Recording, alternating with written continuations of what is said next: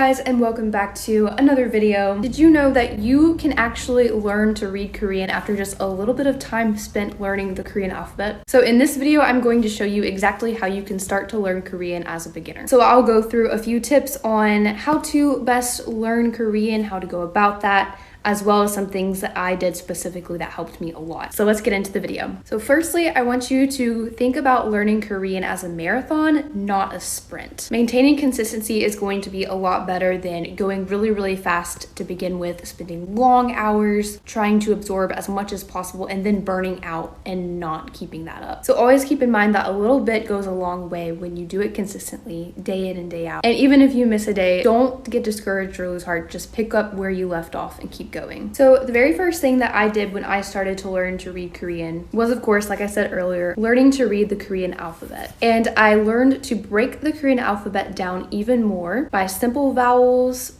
combined vowels, simple consonants, and double consonants. There are a couple of resources I will mention in this video, one of which has an entire interactive Korean alphabet, so you can get familiar with what the characters look like, and then when you hover over it or click it, it will make the sound, like the pronunciation. I found that really helpful to begin with, just kind of getting familiar with the characters themselves. And then the second thing that I did was to focus on pronunciation and not the English script, because although the English script can be helpful, some Korean sounds cannot really be found in English, or we don't use them as much. So they're not exactly the same. Make sure you use them as guidelines, but listen to the pronunciation and prioritize that above the English script. And then another thing that I did that really helped me with the Korean alphabet is to practice writing out the characters themselves. And even if you cannot do them by memory, or if your goal is not even to be able to write Korean, it still helps when you go through that process to become really familiar with what they look like.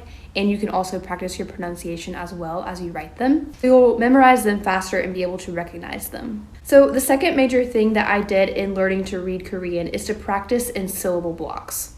This will also help with your pronunciation because you will be combining consonants and vowels. Usually consonants come first, and it can be either a consonant and a vowel or a consonant, vowel, consonant, kind of like the consonant sandwich, or a vowel sandwich, I guess you would say. But yeah, and then practicing those with different combinations is kind of like a 2-for-1 because you're learning your consonants and you're learning your vowels, plus you're practicing with the pronunciation and how to say them correctly. And then the third major thing that I did in learning to read Korean is to read simple words and short sentences. Because the second main step was reading syllables, so we've already practiced putting consonants and vowels together, we can start to read words themselves. And the way you can do that, or the best way that I found to do it, is to break the words down. So look at the character block, and as you're sounding out the word, you can break it down by consonant and vowel, and if there's another consonant or vowel, and then sound them out. Kind of like a puzzle piece or something. It's really fun. And then once you get lots of practice doing this, you can then read short sentences. Now, I will want you to keep in mind that some Korean letters are pronounced differently depending on the context. I personally didn't focus on that too much at this level since it's just a beginner, but just keep in mind that you always want to check your pronunciation as you're learning to read new words. You can find vocabulary lists online or download Korean learning apps, or even if you want to get really serious into it, maybe invest in a Korean learning course or finding a Korean tutor to help you practice as well. Another resource I did want to mention that I found really helpful for practicing words, recognizing syllables, consonants, vowels, putting them all together can be found online, and it's almost like a game, a very interactive game, so it's super duper fun, engaging, and you learn a lot very quickly and can practice it as well. And so I can put a link in the description to that, as well as the interactive alphabet that I talked about earlier. But those are probably the two resources that I used the most in learning to read Korean.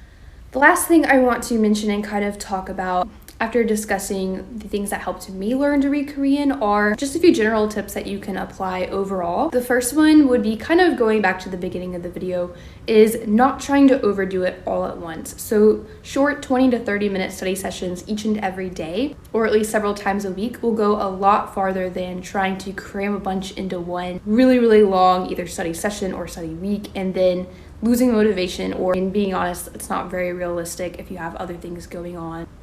And then you can't just go back to that regular routine, and then you don't study at all. So just keep in mind that short study sessions are better than burning out. And then another tip would be to create a chart to keep up with and track your progress. That way it can be really, really encouraging after you do all of these short study sessions every day as the weeks build up, and you can see your progress and how much you've grown through it. And that will be motivating to continue to go forward.